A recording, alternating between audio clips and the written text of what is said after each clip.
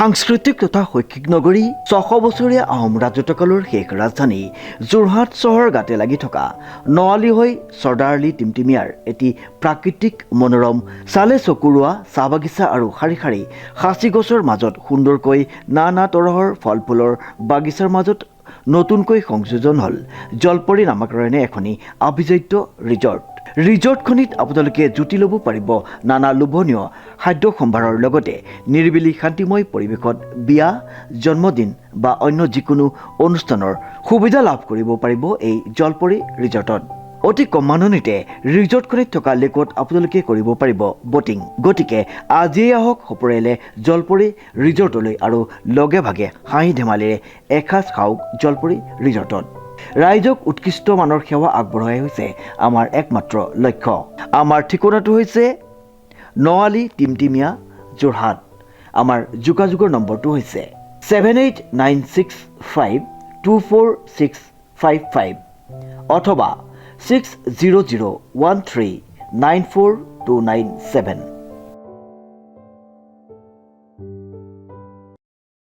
নমস্কাৰ, নিউজৰ বাতৰিলৈ স্বাগতম জনাই ষ্টুডিঅ'ৰ মজিয়াত মই উৎপল দাস। চাহক আজিৰ বাতৰি। ঐতিহাসিক মাছৰহাট বৰনামঘৰৰ প্ৰতিষ্ঠা দিৱস আৰু বছৰেকীয়া বৰসভা পালন দ্বিতীয় বৈকুণ্ঠপুৰলৈ পৰিণত নামঘৰভাগি। যোৰহাটৰ ঐতিহাসিক মাছৰহাট নামঘৰৰ প্ৰতিষ্ঠা দিৱস আৰু বৰসভা উলহ মালহেৰে উদযাপন কৰা হয়। উল্লেখযোগ্য যে যোৰহাটৰ ঐতিহাসিক মাছৰহাট নামঘৰৰ প্ৰতিষ্ঠা দিৱস উদযাপন কৰা হয় দিনজোৰা কাৰ্যসূচীৰে। আমি প্ৰথমতে নামঘৰ বৰনামঘৰ হৈ পেলাই নিউজ নাওক আমি ধন্যবাদ জ্ঞাপন কৰিছোঁ, যিহেতু তেওঁলোকে আমাৰ নামঘৰৰ সকলোবিলাক কৰ্ম তেওঁলোকে আজি সম্প্ৰচাৰ কৰি আমাৰ নামঘৰৰ ঐতিহ্য আৰু তেওঁলোকে ৰক্ষা কৰিব বিচাৰিছে। তাৰ কাৰণে মই ভাবোঁ ঈশ্বৰৰ ওচৰত তেওঁলোকৰ কল্যাণ সাধন কৰিবৰ কাৰণে মই ঈশ্বৰৰ ওচৰত প্ৰাৰ্থনা জনাইছোঁ।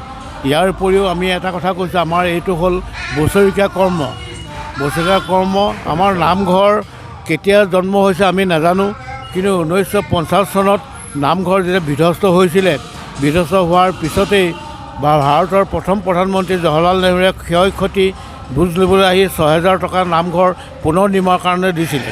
সেইখিনি সময়তে ফাগুন মাহৰ ১ তাৰিখৰ দিনা আমাৰ নামঘৰ মণিকূটটো প্ৰতিষ্ঠা কৰা হৈছিল। সেই তেতিয়াৰ পৰা আমি প্ৰতি বছৰে বছৰে এই নামঘৰ প্ৰতিষ্ঠা দিৱস হিচাপে যোৰহাট টাউনৰ আৰু গাঁৱৰ পৰা প্ৰায় 10-15টা নামঘৰৰ সমাজক নিমন্ত্ৰণ কৰি আনি আমি বছৰেকীয়া কৰ্মটো নাম প্ৰসংগ আৰু আপোনাৰ ভাগৱত চৰ্চন ইত্যাদি কৰি পেলাই সেইখিনি কৰ্ম আমি উদযাপন কৰি আহিছোঁ। আৰু ইয়াৰ উপৰিও ৰাতিকে আপোনাৰ এখন ভাওনা, সেই ভাওনাখন আমাক দান দিছে অলি হাজৰিকা আৰু অৰূপ হাজৰিকা আৰু অসী হাজৰিকা। তেওঁলোকৰ মানে ঘৰৰ কল্যাণৰ কাৰণে আপোনাৰ ভাওনাখন মানে আমাক দান দিছে। সেই ভাওনাখন ৰাতিকে আমাৰ গাঁৱৰ যুৱকসকলে মানে কৰিব। আৰু লগতে ভাওনাখনৰ নামটো হ'ল নিসিংহ মুৰাৰী।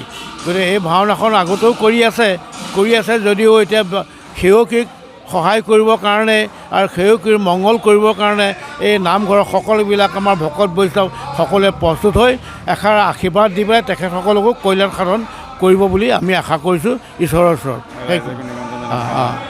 সেইখিনি আমাৰ কৰ্ম। ঐতিহাসিক মাছৰহাট নামঘৰৰ মূল প্ৰতিষ্ঠা লাভ কৰা এক ইতিহাস আছে, কিন্তু 1950 চনৰ ভূমিকম্পত চৰকাৰে দিয়া অনুদানেৰে মাছৰহাট নামঘৰৰ পুনৰ নিৰ্মাণ কৰাৰ পিছত ফাগুন মাহৰ 1 তাৰিখে নামঘৰৰ প্ৰতিষ্ঠা কৰা হয়। তেতিয়াৰ পৰা প্ৰতি বছৰে নামঘৰৰ প্ৰতিষ্ঠা দিৱস আৰু বৰসভা অনুষ্ঠিত কৰি আহিছে। এই পবিত্ৰ দিনটিৰ পুৱাৰে পৰা বিভিন্ন প্ৰান্তৰ পৰা ভক্তসকল আহি নাম প্ৰসংগ লৈ মুখৰিত হয়। সৃষ্টি হয় বৈকুণ্ঠস্থলীলৈ। নিশালৈ এখনি মহাপুৰুষীয়া ভাওনা প্ৰদৰ্শনেৰে সামৰণি পৰে উক্ত পবিত্ৰ অনুষ্ঠানটি।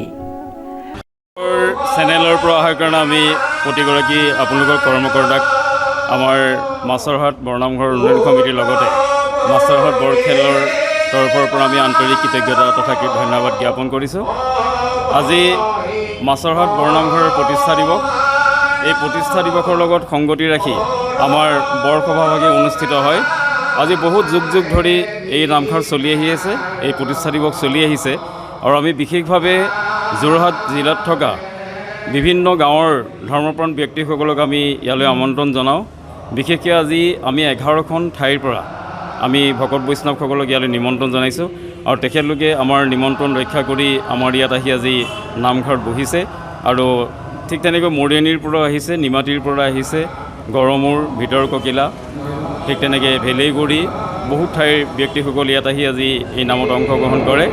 আমি তেখেতলোকক আমি আন্তৰিকতাৰে ধন্যবাদ জনাইছোঁ। লগতে আজি বহু ভক্তপ্ৰাণ ৰাইজে ইয়াত আহি চাকি বন্তি জ্বলাইছে, শৰাই সঁফুৰা আগবঢ়াইছে। আমি তেখেতলোকলৈও আমাৰ মাছৰহাট বৰনামঘৰৰ তৰফৰ পৰা আন্তৰিক কৃতজ্ঞতা তথা ধন্যবাদ জ্ঞাপন কৰিছোঁ।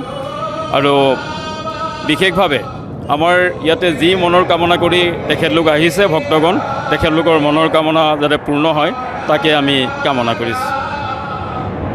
বিশেষভাৱে আজি আমাৰ পুৱাৰ আমাৰ ভকত আদৰণি হৈ গৈছে। বিভিন্ন প্ৰান্তৰ পৰা অহা ভকতসকলক আমি আদৰণি জনাইছোঁ। তাৰ আগতে আমি আজি ৰাতিলৈ যি ভাগ ভাওনা আছে, ভাওনাৰ দাতা পৰিয়ালৰ ঘৰৰ পৰা আমি ভাওনা ভাগ অনা হ'ল, আনি মণিকূটত প্ৰতিষ্ঠা কৰা হৈছে। আৰু এই ভাওনা ভাগ আগবঢ়াইছে আমাৰ গাঁৱৰে এগৰাকী বিশিষ্ট ব্যক্তি অৰূপ হাজৰিকা, অলি হাজৰিকাৰ পৰিয়ালবৰ্গই। আৰু সেয়েহে আমি তেখেতলোককো আমাৰ তৰফৰ পৰা আন্তৰিক কৃতজ্ঞতা তথা ধন্যবাদ জ্ঞাপন কৰিছোঁ। আৰু এই ভাওনা ভাগিত প্ৰদৰ্শন কৰিব আৰু মাছৰহাট যুৱকবৃন্দই, মাছৰহাটৰ যুৱকবৃন্দৰ দ্বাৰা পৰিৱেশিত হ'ব। আজি ৰাতি সন্ধ্যা 7 বজাৰ পৰা নিসিংহ মুৰাৰী ভাওনাখন অনুষ্ঠিত হ'ব। সেয়েহে আমি সমূহ ৰাইজক আমি আমন্ত্ৰণ জনাইছোঁ ভাওনাখনি চাবৰ কাৰণে। লগতে আমাৰ এতিয়া নামখাৰ চলি আছে, নামখাৰ আমাৰ ভকত বৈষ্ণৱসকলে ডাকি আছে। আমি আৰু পৰৱৰ্তী কাৰ্যসূচী আমাৰ আছে। আৰু সন্ধ্যা 4 বজাৰ লগে লগে আমাৰ যিসকল ভকত বৈষ্ণৱ ইয়ালৈ আহিছে তেখেতলোকক আমি বিদায় জনাম। শ্ৰীমন্ত মাধৱ বৰুৱাৰ ৰিপৰ্ট, নিউজ নাও।